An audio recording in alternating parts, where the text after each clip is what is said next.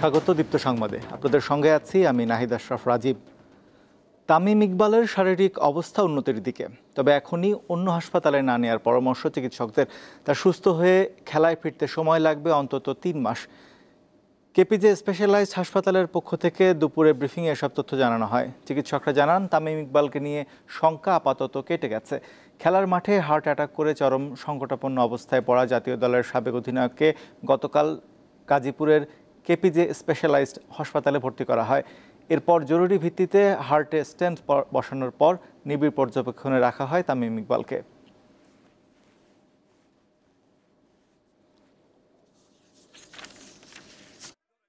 উপযুক্ত চিকিৎসা, সুচিকিৎসা, অ্যাপ্রোপ্রিয়েট চিকিৎসা পাওয়ার জন্য কিন্তু এই সৌভাগ্যটা আমরা পেয়েছি। তামিমকে ফেরত পেয়েছি। স্লাইড সম্ভাবনা আছে, সেই জন্য আমরা তাকে বলেছি যে 48 থেকে 72 ঘন্টা পর্যন্ত একটা ক্রিটিক্যাল টাইম, যাতে আর কোনো প্রবলেম না হয়। কথাবার্তা একটু কম বলা উচিত, একদম বিশ্রামে থাকা উচিত, কোনোরকম এজিটেশনে যাওয়া উচিত নয়। ইনিশিয়াল পিরিয়ডটা এখানে একটু থেকে স্টেবল হয়ে তারপরে তার রিহ্যাবিলিটেশনের জন্য আরো ভালো কোনো জায়গায় সে যেতে চান, অবশ্যই যেতে পারবেন। এ বিষয়ে জানাতে হাসপাতালের সামনে থেকে যুক্ত হচ্ছেন সহকর্মী তৌসিয়া ইসলাম। তৌসিয়া, তামিমকে ঢাকায় আনার বিষয়ে কোনো সিদ্ধান্ত হয়েছে কি? আর তামিমকে দেখতে আজ কেউ কি হাসপাতালে গিয়েছেন?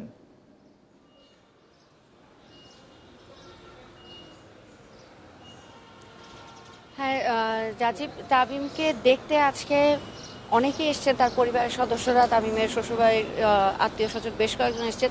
তবে বিশেষভাবে সবার নজর ছিল যেদিকে, সেটি হচ্ছে সাকিব আল হাসানের বাবা এবং মা দুজনই এসেছিলেন দেখা করতে তাদের। তবে শেষ পর্যন্ত তারা একেবারে তামিমের বেড পর্যন্ত না যেয়ে তাকে সিসিউ যেখানে আছেন তিনি সেখানে ভেতরে যেয়ে অপেক্ষা করে ডাক্তারের সাথে কথা বলে তার পরিবারের সদস্যদের সাথে কথা বলেছেন এবং পরে তামিমের জন্য যে কেবিনটি নেওয়া হচ্ছে, কেবিনে তামিমের মা এবং তামিমের পরিবারের অন্য সদস্যদের সাথেও তারা কথাবার্তা বলেছেন, দেখা করেছেন। পরিবারের পাশে থাকার আশাবাদ জানিয়েছেন যে কোনো প্রয়োজনে তারা সবাই সাথে আছেন এবং সবাই দোয়া করছেন, এই কথাগুলো তারা জানিয়ে গেছেন। এ নিয়ে আমরা তাদেরকে দেখেছি, তারা এসে দেখা করতে। এরপরেও এর বাইরেও অনেকে আসছেন। সবাইকে আসলে কিছু তামিমের শারীরিক সুস্থতার কথা মাথায় রেখে এবং ঝুঁকির কথাই বিবেচনা করে সবাইকে আসলে তামিম পর্যন্ত যেতে দেওয়া হচ্ছে না, পরিবারের সদস্যদের সাথেই দেখা করা পর্যন্ত সুযোগ দেওয়া হচ্ছে সবাইকে। আর তামিমকে ঢাকায় আনার ব্যাপারে যে কথাটা হয়েছে, সেটি ডাক্তার যেহেতু বারবারই বলেছেন যে অন্তত 72 ঘন্টা সবচেয়ে বিপজ্জনক ঝুঁকিপূর্ণ সময় থাকে, এই কারণেই তারা পরামর্শ দিয়েছেন। এবং ডাক্তার নিজে বলছিলেন যে জাতীয় হৃদরোগ ইনস্টিটিউটের পরিচালক যিনি ছিলেন ডাক্তার ওয়াদুদ বলছিলেন যে আমি নিজেই তামিমকে পরামর্শ দিয়েছি যে কোনো পরিস্থিতি হোক অন্তত 72 ঘন্টা যেন তারা এখান থেকে সরে না যায়। তো এরপরে তামিমের পরিবারের সাথে আমরা যোগাযোগ করার চেষ্টা করেছি। আকরাম খান তামিমের চাচা, আপনারা জানেন বিসিবি পরিচালক, তার সাথে অনানুষ্ঠানিকভাবে আমাদের কিছু কথা হচ্ছে। তিনি বলেছেন যে আমরা এখনও রাখতে চাচ্ছি, 72 ঘন্টা পর্যন্ত রাখতে চাচ্ছি, তবে এখনও চূড়ান্ত সিদ্ধান্তে আসেনি। তারা পারিবারিকভাবে সবাই মিলে কথা বলছেন।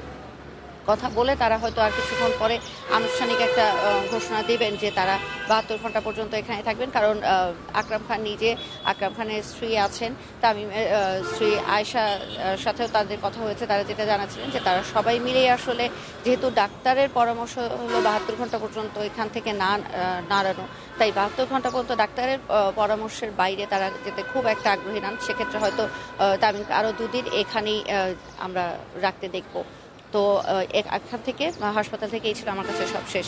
রাজীব, আপনাকে ধন্যবাদ। স্বাধীন বাংলাদেশে এখনও ন্যায়ভিত্তিক সমাজ প্রতিষ্ঠা করা সম্ভব হয়নি বলে মন্তব্য করেছেন অন্তর্বর্তী সরকারের প্রধান উপদেষ্টা ডক্টর মোহাম্মদ ইউনূস।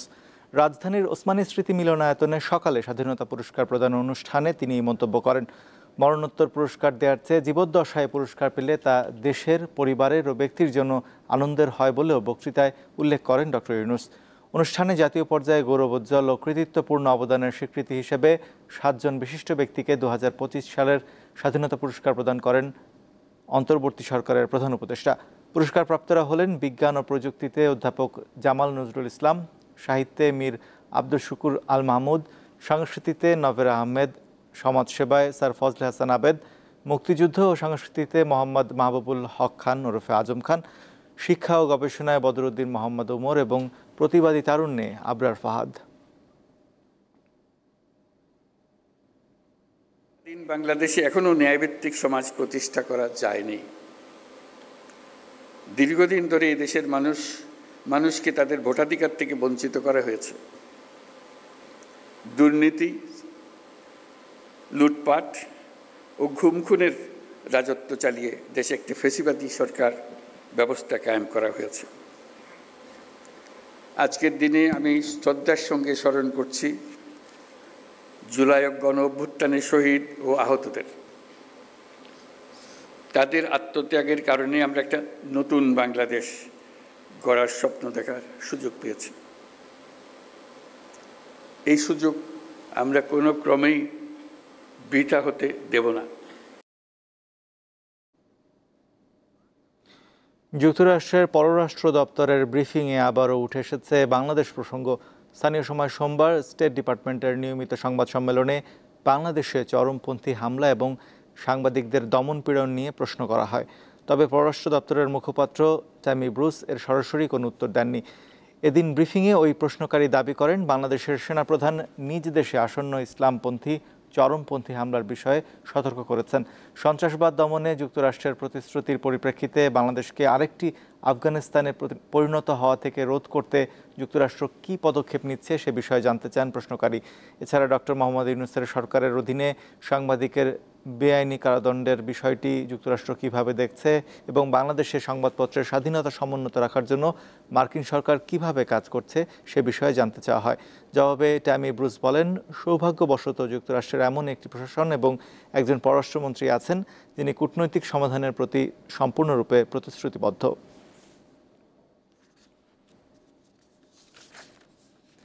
আসন্ন পবিত্র ঈদুল ফিতর উপলক্ষে আন্তনগর ট্রেনের ফিরতি যাত্রার অগ্রিম টিকিট বিক্রি চলছে। সকাল 8টা থেকে বিক্রি শুরু হয় 4 এপ্রিলের ট্রেনের টিকিট বিক্রি কার্যক্রম। এই সময় দেওয়া হয় রেলওয়ের পশ্চিমাঞ্চলের আন্তনগর ট্রেনের টিকিট। দুপুর 2টায় শুরু হয় পূর্বাঞ্চলের টিকিট বিক্রি। যাত্রীদের সুবিধার্থে শতভাগ টিকিট অনলাইনে বিক্রি হচ্ছে। এদিকে আসন্ন ঈদুল ফিতর উপলক্ষে ট্রেন যাত্রার দ্বিতীয় দিনেও বাড়ি ফিরছেন অনেকে। বিনা টিকিটের যাত্রী ঠেকাতে কমলাপুর বিমানবন্দর ও জয়দেবপুর সহ বিভিন্ন স্টেশনে স্থানীয় পুলিশ ও র্যাবের সহযোগিতায় সার্বক্ষণিক প্রহরার ব্যবস্থা করা হয়েছে। ঈদের আরও কিছুদিন বাকি থাকলেও ভোগান্তি এড়াতে অনেকে আগেই বাড়ির পথ ধরছেন।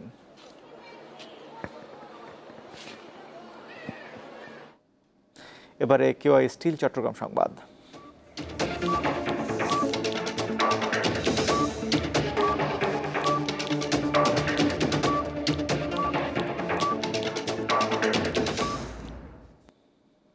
মহান মুক্তিযুদ্ধে বীর শহীদদের প্রতি শ্রদ্ধা জানালেন চট্টগ্রামের মেয়র ও বিএনপি নেতা শাহাদাত হোসেন। সকালে নগরীর পাহাড়তলী বৌদ্ধভূমির স্মৃতিস্তম্ভে শ্রদ্ধা নিবেদন করেন তিনি। এ সময় উপস্থিত ছিলেন সিটি কর্পোরেশনের প্রধান নির্বাহী কর্মকর্তা সহ অন্যান্যরা। মেয়র বলেন, মুক্তিযুদ্ধ চলাকালে দখলদার পাকিস্তানি হানাদার বাহিনী পাহাড়তলী এলাকায় নৃশংস হত্যাযজ্ঞ চালিয়েছিল। বিশেষ করে পাঞ্জাবি লেইন, আকবর শাহ, ওয়্যারলেস কলোনি ও পাহাড়তলীতে এই নৃশংস হত্যাকাণ্ড সংঘটিত হয়। পাহাড়তলী বৌদ্ধভূমি সুরক্ষা এবং নতুন প্রজন্মের জন্য স্থায়ী একটি স্মৃতিসৌধ নির্মাণের পরিকল্পনার কথা জানান মেয়র।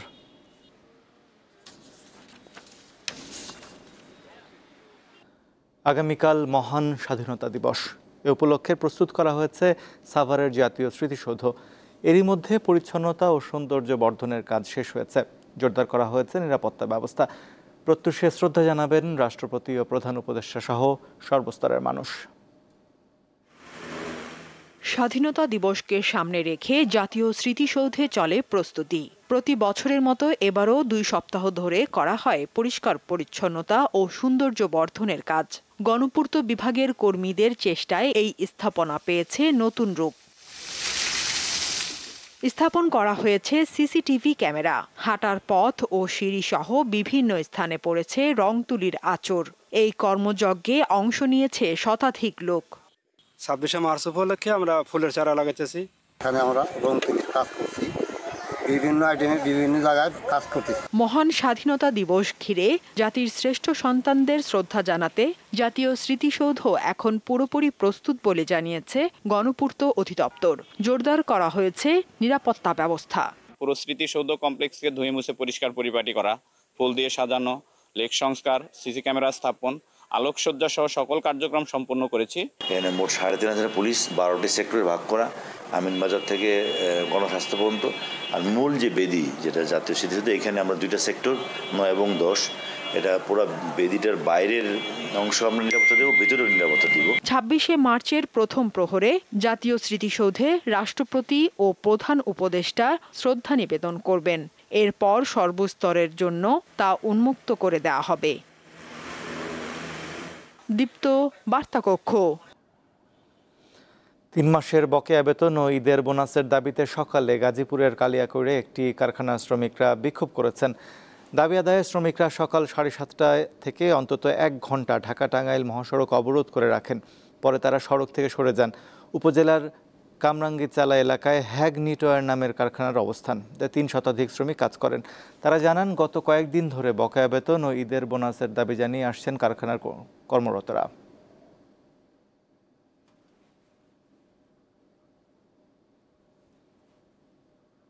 দেশের বাইরের খবর। যুদ্ধবিরতি ভেঙে গাজায় ফের হামলা চালিয়ে আরও অন্তত 20 ফিলিস্তিনিকে হত্যা করেছে ইসরায়েল। নিহতদের মধ্যে বেশ কয়েকজন শিশু রয়েছে। স্থানীয় সময় মঙ্গলবার ভোরে খান ইউনিস, মধ্য গাজা ও বেইত লাহিয়ায় হামলা চালানো হয়। এর মধ্যে খান ইউনিসে একই পরিবারের 5 জন নিহত হন। এ নিয়ে গাজায় মোট মৃতের সংখ্যা 50,082 জনে দাঁড়িয়েছে। খান ইউনিসের নাসের হাসপাতালে ইসরায়েলি হামলার নিন্দা জানিয়েছে জাতিসংঘ। হাসপাতালে হামলার ঘটনায় নিহতের সংখ্যা আরও বাড়তে পারে বলে আশঙ্কা করছেন চিকিৎসকরা।